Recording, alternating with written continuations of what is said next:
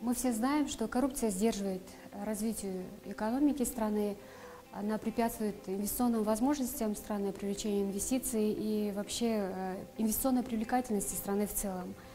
В рамках реализации государственной антикоррупционной стратегии на площадке Министерства экономики создан антикоррупционный форум совместно с бизнес-сообществом, который призван совместно бороться с первопричинами коррупции, искоренению коррупции и борьбе с ней, выработке совместных рекомендаций по дальнейшей совместной работе. Поэтому с очень активным участием бизнес-сообщества, Министерства экономики и правительства в целом 11 ноября в отеле «Хаят» проводят антикоррупционный форум.